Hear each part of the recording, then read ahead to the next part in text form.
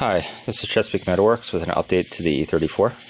So first I got the radiator in, and the radiator doesn't have coolant in it, but it also has the transmission cooler, which is now hooked up, so when the car is running, it shouldn't spew transmission fluid all on the ground. This is kind of a pain, and I'll show you why. So underneath the car here, let's see, hopefully it's not too bright. There's your lines. Let me turn this down a little bit. Oops, went too far. There we go. These are your transmission lines. Right there, hooked up to the radiator on this side. But then, they run underneath the motor mounts right here, and they snake along the car until they get to the transmission, and there's very, very little room. So I had to jack the engine up a little bit, and the other problem is, as you can probably see down here, there's oil on the ground. And that leaked in the last couple hours from the engine with it off. And all this over here is stay dry to soak up all the oil that leaked out in the last week or so with it sitting jacked up in the air, not running. So it's really, really bad, and I need to fix that. Another update is I got a fuel pump. This is the new box, but it's the old pump. It's kind of crusty and nasty, as you can probably tell. So we'll walk back to the trunk. I'll show you where the fuel pump lives. So here is where the E34 fuel pump lives. It's a super easy job. As you can see, there's an access panel there. It's off. This is the actual panel. There's about 2, 4, 6, 8 screw bolts or nuts that you take off. And you pop that off. The float is separate. And then there's lines that run down to the fuel pump. The fuel pump sits right about there. And it just kind of clips into this basket.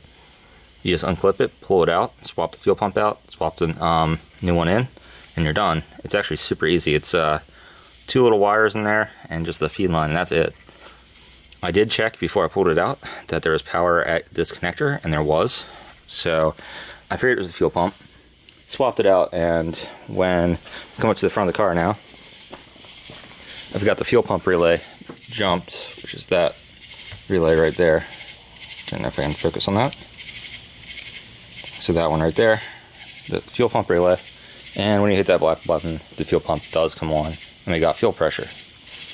So obviously the first thing you do when you put your fuel system back together is you check for leaks. And turns out we have one. So on the floor here, that's all fuel. Lovely. And it's leaking from underneath the car. I don't know if I can show you or not.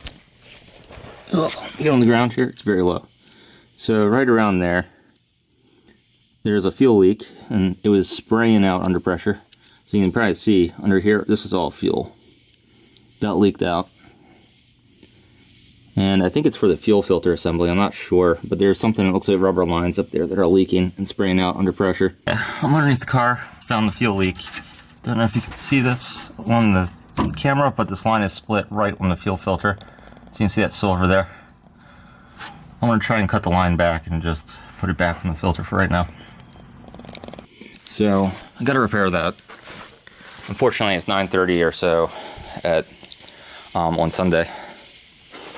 So I'm done for tonight. I'm just letting this kind of evaporate so I can close down the shop and not have to worry about it catching a fire or blowing up or something. Another update here is I did find the fuel return line. It's hidden. It's down there in that bundle of wires. It's actually underneath of it. You probably can't see it. And I didn't see it either, but I did get the return line back on.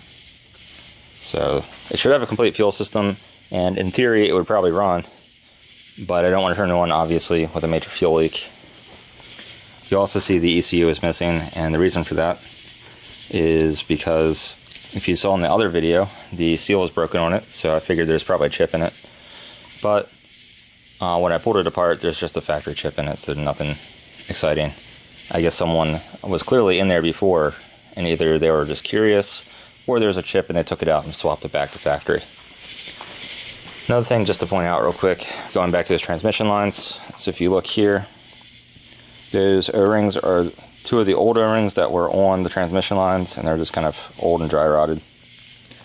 So I swapped them out with a couple of these, which are an exact fit.